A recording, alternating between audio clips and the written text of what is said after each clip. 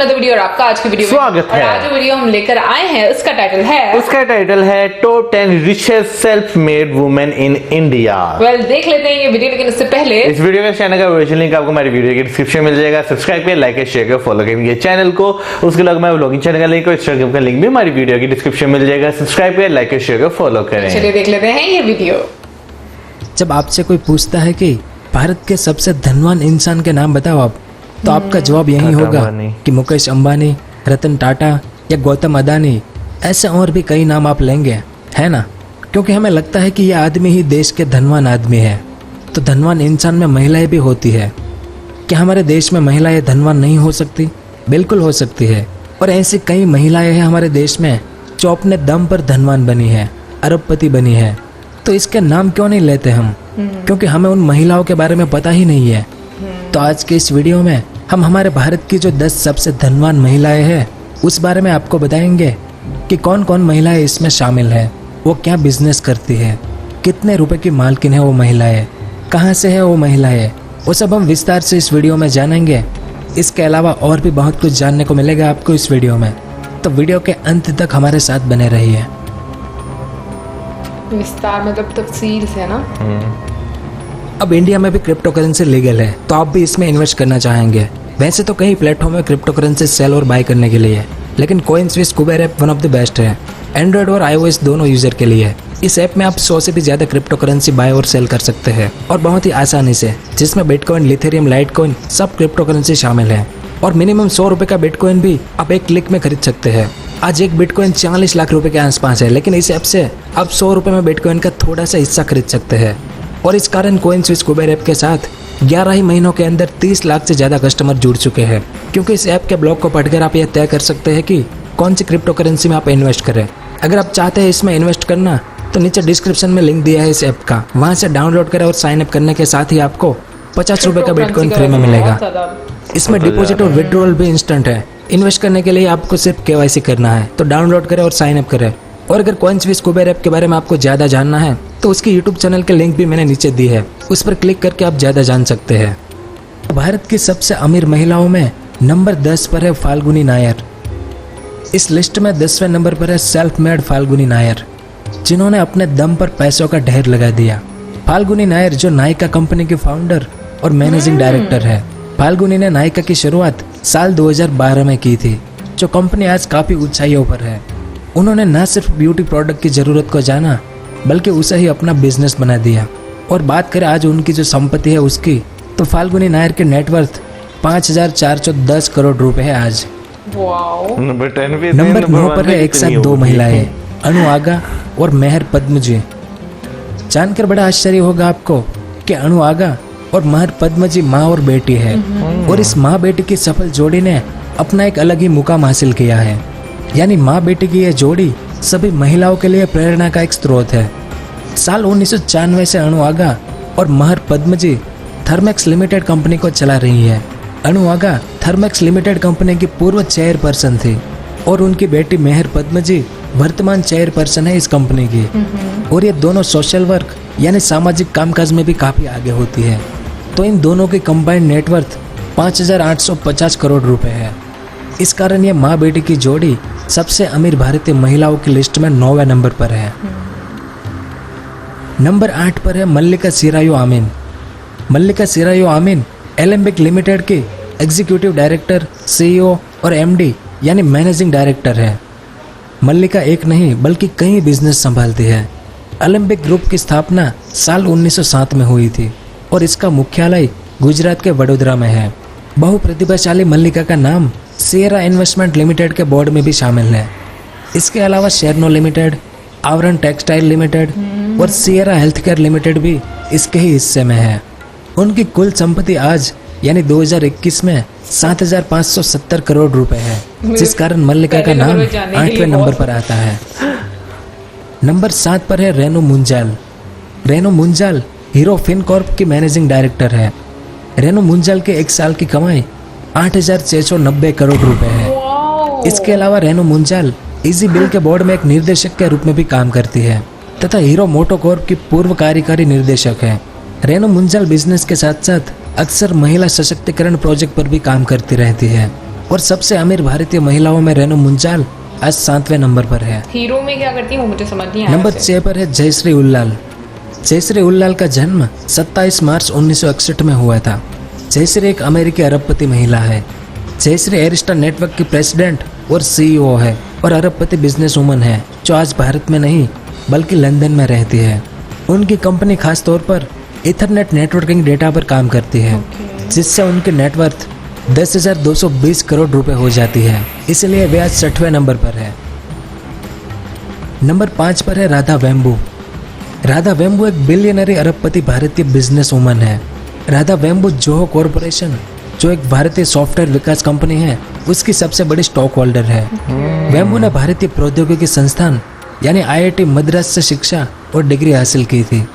Zoho corporation उनके भाई श्रीघर वेम्बू द्वारा स्थापित किया गया था, जिन्होंने साल 1994 में एडवेंटनेट के रूप में व्यवसाय शुरू किया था। राधा वेम्बू इस कंपनी के बहुसंख्यक हिस्सेदारी की मालिक है और कॉपर्स फाउंडेशन के निर्देशक भी है। असल में राधा वेम्बू खुद को लाइमलाइट से दूर रखती है। आज राधा वेम्बू भारत के चेन्नई में रहती है और वेम्बू की कुल संपत्ति 11,590 करोड़ रुपए है, जिसके साथ सबसे अमीर भारतीय महिलाओं की लिस्ट में वेम्बू 5वें नंबर पर आती है। नंबर 4 पर है नीलिमा मोटापत्री। नीलिमा मोटापत्री भारत की फेमस डेविस लेबोरेटरीज की डायरेक्टर है। इसके अलावा डेविस को छोड़कर 10 ऐसी कंपनियों के बोर्ड में भी नीलिमा का नाम शामिल है। डेविस लेबोरेटरीज जो पहली बार डीवी के रिसर्च सेंटर के रूप में साल 1990 में स्थापित किया गया था। इस कंपनी में शुरू में एपीआई और मध्यवर्ती निर्माण के लिए वाणिज्यिक प्रक्रियाओं को विकसित करना शुरू किया। डेविस रिसर्च सेंटर ने साल 1994 में डेविस लेबोरेटरीज लिमिटेड का नाम बदलकर एपीआई कर दिया था। इसके बाद कंपनी ने साल 1995 में तेलंगाना के चोटप्पल में अपनी पहली विनिर्माण सुविधा स्थापित की। फिर साल 2002 में कंपनी की दूसरी विनिर्माण सुविधा विशाखापट्टनम के पास चिपपाड़ा में शुरू हुई। फिर इस कंपनी ने 17 फरवरी 2003 को अपने आईपीओ निकाले और फिर साल 2010 में कंपनी ने हैदराबाद में एक अनुसंधान केंद्र स्थापित किया। इस प्रकार से नीलिमा के परिश्रम के फलस्वरूप वर्तमान समय में भारत की सबसे अमीर महिलाओं में चौथे नंबर पर आती है। नंबर 3 पर है लीना गांधी तिवारी। लीना गांधी तिवारी एक भारतीय व्यवसायी होने के साथ साथ एक लेखिका भी है। वह मल्टीनेशनल फार्मा और बायोटेक्नोलॉजी कंपनी यूएसवी की चेयरपर्सन है, जो मुंबई में स्थित एक इंटरनेशनल मेडिसिन बनाने की कंपनी है। लीना गांधी तिवारी एक सफल बिजनेस वुमन है। वैसे यह कंपनी लीना के दादा ने शुरू की थी। यूएसवी कंपनी की शुरुआत लीना गांधी के दादा श्री विट्ठल बालकृष्ण गांधी ने साल 1961 में की थी। यूएसवी कंपनी मधुमेह यानी डायबिटीज और हृदय संबंधी दवाओं के साथ साथ बायोसिमिलर दवाओं, इंजेक्शंस और सक्रिय दवा सामग्री बनाने में माहिर है। लीना अपने दादाजी की कंपनी को अपनी मेहनत के बलबूते कामयाबी के शिखर तक ले गई। इस कारण आज लीना गांधी तिवारी 2.6 बिलियन अमेरिकी डॉलर की मालिक है। इसलिए लीना गांधी तिवारी भारतीय धनवान महिलाओं में तीसरे नंबर पर आती है। वो तो कई बिलियंस में होगी। नंबर 2 पर है किरण मजूमदार शो। किरण मजूमदार शो एक भारतीय बिजनेस वुमन, टेक्नोक्रेट और बायोकॉन के संस्थापक है। इनका जन्म 23 मार्च 1953 में महाराष्ट्र के पुणे शहर में हुआ था। किरण मजूमदार बायोकॉन लिमिटेड की अध्यक्ष और निर्देशक है और इसके साथ ही वे सिटीजन इंटरनेशनल लिमिटेड और क्लिनिजिन इंटरनेशनल लिमिटेड की भी अध्यक्ष है। किरण ने बायोकॉन की शुरुआत साल 1978 में की थी और साथ ही साथ इन्होंने उत्पादकों के अच्छी तरह से संतुलन व्यापार, पोर्टफोलियो तथा मधुमेह, कैंसर विज्ञान और आत्म प्रतिरोध बीमारियों पर केंद्रित शोध किया। उनके साथ इन्होंने बायोकॉन को एक औद्योगिक एंजाइमों की निर्माण कंपनी से विकसित कर पूरी तरह से एकीकृत जैविक दवा कंपनी बनाई। उन्होंने 2 सहायक कंपनियों की भी स्थापना की, जिसमें साल 1994 में सिंजिन और साल 2000 में क्लिनिजिन कंपनी। अपनी मेहनत और लगन की वजह से आज वे 3 बिलियन अमेरिकी डॉलर की मालिक है। इस कारण किरण मजूमदार शो भारत की सबसे अमीर महिलाओं की लिस्ट में दूसरे नंबर पर आती है। और भारत की सबसे धनवान महिला है रोशनी नाडर मल्होत्रा। रोशनी नाडर HCL टेक्नोलॉजी के चेयरपर्सन है, जिन्होंने अपने पिता के बिजनेस को एक नए मुकाम तक पहुंचाने का काम किया है। उनकी नेटवर्थ 54,850 करोड़ रुपए है। और इतना ही नहीं, साल 2020 में रोशनी का नाम फोर्ब्स की रिपोर्ट में दुनिया की 100 पावरफुल महिलाओं की लिस्ट में 55 पे नंबर पर रखा गया था। ये पहली भारतीय महिला है जो एक लिस्टेड आईटी कंपनी चलाती है। रोशनी नाडर मल्होत्रा HCL एंटरप्राइज की कार्यकारी निर्देशिका और CEO है। वह HCL के संस्थापक शिव नाडर की एकमात्र संतान है और IIFL की 2019 की लिस्ट के अनुसार रोशनी नाडर भारत की सबसे अमीर महिला है। रोशनी नाडर HCL कॉरपोरेशन की CEO बनने से पहले शिव नाडर फाउंडेशन के ट्रस्टी के रूप में काम करती थी, जो चेन्नई के Shri Shiv Subramaniam Nadar college of engineering को चलाता है। तो ये थी भारत की 10 सबसे धनवान महिलाएं। उम्मीद है कि आपको कुछ जानने को मिला होगा। अगर वीडियो पसंद आया हो तो लाइक और शेयर ज़रूर करें। पूरा वीडियो देखने के लिए आपका बहुत बहुत धन्यवाद। अगर आपको इस तरह के इन्फॉर्मेटिव वीडियो देखना पसंद है तो हमारे इस चैनल को सब्सक्राइब करें और हमारी नई वीडियो सबसे पहले देखने के लिए इस बेल आइकन को भी ज़रूर दबाएं। वैसे इस चीज में तो कोई शक नहीं, जब हम दुनिया के अमीर तरीन लोगों की बात करते हैं तो हमेशा उसमें जो है मर्द हजरात जो हैं सिर्फ उन्हें ही कंसीडर करते हैं। हमने कभी औरतों को कंसीडर ही नहीं किया। लेकिन ये अच्छी वीडियो इस लिहाज से एटलीस्ट, क्योंकि बहुत कम पता होता है और इतना ज्यादा मतलब जानकारी मिलती भी नहीं। और मेरे ख्याल में मौसम लोगों को भी कोई ज्यादा इतना वो नहीं इंटरेस्ट नहीं होता कि वो ये जानने की कोशिश करें। वो ज्यादातर होता है कि सबसे ज्यादा अमीर कौन है, आदमी कौन है। हाँ एग्जैक्टली। अगर मैं आम लोगों की भी बात करूं तो वो इसी चीज से ज्यादा सर्च करते हैं।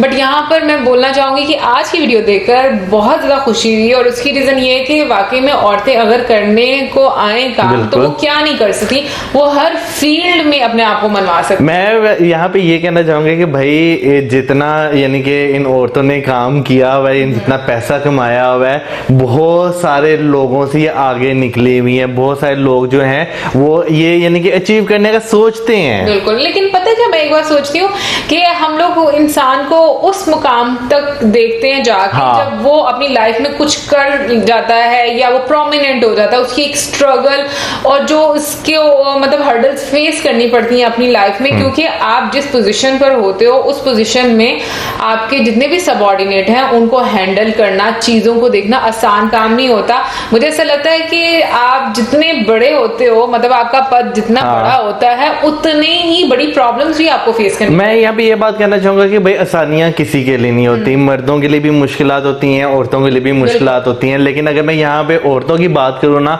तो औरतों का जो एक क्या नाम है मुश्किलात होती है ना, वो बहुत डिफरेंट तरह की होती हैं। क्योंकि हम जिस सोसाइटी में रहते हैं यहाँ पे एक औरत को ऊपर आता हुआ जब देखते हैं ना लोग, तो ज्यादातर वही लोग होते हैं जो कीचड़ उछालने वाले होते हैं, टांग खींचने वाले होते हैं। बहुत कम ऐसे लोग होते हैं जो अप्रिशिएट करने वाले होते हैं। बिल्कुल। वैसे मुझे मौसम की ये वाली बात बड़ी अच्छी लगी। वेल डन, वाकई में अच्छा। नहीं मतलब मैं वाकई में ये हकीकत है कि ऐसा होता है। अगर एक मेरे हाल में औरत ये चीज बोलती है ना, तो ज्यादातर लोगों को लगता है कि ये औरतों को सपोर्ट उस तरीके से फेमिनिज्म वाला एक बीच में फैक्टर आ जाता है।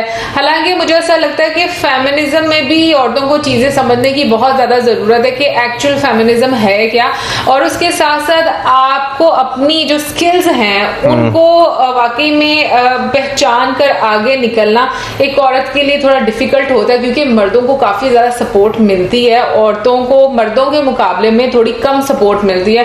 क्योंकि ज्यादातर यही होता है कि आप मतलब तुम लड़की हो, तुम ऐसे कैसे कर सकते हो। वैसे अब तो खैर ये चीजें बहुत कम हो चुकी हुई हैं, लेकिन अगर हम लोग थोड़ा पास में चले जाएं, अपने बड़ों की बात करें, तो उनकी लाइफ में अगर हम लोग देखें तो काफी सारी ऐसी प्रॉब्लम्स फेस करनी पड़ती है। इवन कि अभी भी मैं बात करूं तो बहुत सारी जगहों पर अभी भी लड़कियों को बहुत ज्यादा प्रॉब्लम फेस करनी पड़ती हैं। घर से बाहर निकलने में इजाजत नहीं है, कोई काम करने की इजाजत नहीं है, पढ़ लिया इतना ही काफी है। इतना ये भी घर वाले डिसाइड करते हैं कि आपने इतना मतलब आपने मैट्रिक तक जाना है, आपने FA करना, कितना पढ़ना है, ये भी घर वाले डिसाइड। मैं यहाँ पे एक बात कहना चाहूंगा कि नो डाउट मर्द स्ट्रांग होता है, लेकिन औरतें जो होती हैं ना वो मर्द से कई गुना ज्यादा स्ट्रांग होती हैं। क्योंकि अगर मैं बहुत सारी जिंदगी में मैंने एग्जांपल्स देखी हैं कि कई औरतें ऐसी होती हैं कि उनका जो है जो हस्बैंड है, जब उसकी डेथ हो जाती है तो वो अपने एक पूरे घर को यानी अपनी औलाद को लेकर चलती है। ठीक है, वो स्ट्रगल भी करती है, बच्चों को भी देखती है, हर चीज करती है। लेकिन ऑन द अदर साइड जब मैं मर्दों को देखता हूँ, बहुत लिमिटेड मुझे ऐसे जो है मर्द हजरात नजर आते हैं जो सारी चीजों को बहुत अच्छे तरीके से मैनेज कर पाए। या तो फैमिली को मैनेज कर पाते हैं या वो अपनी बिजनेस लाइफ को मैनेज कर पाते हैं। तो इस लिहाज से मैं कहूंगा कि औरत जो है ना यहाँ पर बहुत स्ट्रांग होती है कि अगर वो बिजनेस कर रही है तो बिजनेस को भी देखती है, अपने बच्चों को भी देखती है। वेल मैं अग्री भी करती हूँ और एट द सेम टाइम मैं ये भी बोलना चाहूंगी कि ना जो एक स्ट्रेंथ है एक औरत की और मर्द की, मुझे लगता है कि हम लोगों को ना उसको कंपेयर नहीं करना चाहिए, क्योंकि कंपैरिजन नहीं बनता। मुझे लगता है सबसे ज्यादा प्रॉब्लम ही यही आती है कि जब हम चीजें कंपेयर करना शुरू हो जाते हैं। जो औरतें कर सकती हैं, मे भी हो सकता है बहुत सारे मर्द ऐसे भी हैं आजकल के मॉडर्न टाइम के, अगर मैं देखूं तो पहले जमाने में ये होता था कि बच्चे माओ के साथ बहुत ज्यादा अटैच होते थे, और अभी मैं देखती हूँ कि अभी बच्चे बाप के साथ ज्यादा अटैच होते हैं और ज्यादा अपनी फीलिंग वो उनके साथ शेयर करते हैं, ज्यादा कंफर्टेबल होते हैं। तो मुझे ऐसा लगता है कि चीजें जो सी वो काफी ज्यादा अब चेंज हो चुकी हुई हैं, और मुझे ऐसा ये भी लग रहा है कि अभी हम लोग ना कुछ महिलाओं के वो जो टॉपिक है ना कि वो कितनी अमीर हैं उनसे काफी ज्यादा पीछे हट रहे हैं। बट एक जो महिला थी उनके बारे में बात बोलना चाहूंगी कि ज्यादातर जितने भी हम लोग कामयाब लोगों को देखते हैं, चाहे वो मर्द हैं या औरतें, मैंने देखा कि वो ज्यादातर सिंपल होते हैं, उनका लाइफस्टाइल सिंपल होता है और वो चकाचौंध वाली लाइफ से मतलब कि लाइमलाइट से दूर रहना चाहते हैं। तो मुझे ये चीज बड़ी अच्छी लगती है, क्योंकि जो हम नॉर्मल लोग होते हैं ना, हम लोगों को थोड़ा ज्यादा ऑब्सेशन होता है कि भाई हम प्रोमिनेंट हो और हमारे पास ये चीजें हो वो, और हम लोग शो ऑफ करने वाली बात। बिल्कुल, लेकिन नो डाउट आपकी वाली बिल्कुल बात सही है। बहुत सारे लोग ऐसे हैं जो अमीर हैं लेकिन वो लाइमलाइट से जो है वो दूर रहना चाहते हैं। इवन कि हम कई सेलिब्रिटीज ऐसे देखेंगे जब वो बॉलीवुड से या किसी और इंडस्ट्री हॉलीवुड से जो है वो जाते हैं तो वो अपनी एक लाइफ को बिल्कुल सेपरेट कर लेते हैं, वो लाइमलाइट में उस तरह दोबारा आना ही नहीं चाहते। बिल्कुल। वेल मुझे लगता है कि कुछ हम लोगों को भी सीखना चाहिए ऐसे लोगों से, क्योंकि बहुत सारे आपके अपने मुझे लगता है कि डिफरेंट ओपिनियंस हो जाते हैं। कुछ होता है जो कि एक स्टार्टअप लेते हैं अपनी लाइफ में, उसका एक अनुभव डिफरेंट है, एक फैमिली बिजनेस को लेकर चलना उसका एक डिफरेंट है। बट मुझे ऐसा लगता है कि कामयाब इंसान नहीं करना पड़ता, मतलब करना होता है, चाहे आप खुद स्टार्ट कर रहे हैं या फिर आपको एक फैमिली बिजनेस मिल रहा है, अगर आप अपने काम के साथ सिंसियर नहीं है तो काम कभी भी नहीं चल पाएगा। वरना ऐसे लोग भी हैं जिन्हें बना बनाया सेटअप मिलता है वो उसे भी डुबा के बैठ जाते हैं। क्योंकि पता है कि मैं ऐसी भी बहुत सारी चीजें सुनती हूँ कि जब हम लोग कोई ऐसी एग्जांपल देखते हैं तो बहुत सारे लोग ये भी बोलते हैं कि उनका तो फैमिली बिजनेस था, मेरे गले को क्या होता जा रहा है यार। मुझे नहीं मालूम। हाँ पता नहीं बीच बीच में कुछ हो रहा है वैसे एनीवे। तो मुझे ऐसा लगता है कि ठीक है एक फैमिली बिजनेस होता है, लेकिन फिर वो उस बंदे पर भी डिपेंड करता है कि वो आगे चीजें कैसे लेकर चलता है। एनीवे गाइस, ये तो थी हमारी आज की वीडियो। आई होप आपको अच्छी लगी होगी। आपको इन महिलाओं के बारे में पता था जरूर बताइएगा कमेंट सेक्शन में, और आपकी क्या ओपिनियन है ये भी बताइएगा। और इसी के साथ like, subscribe, share, good bye.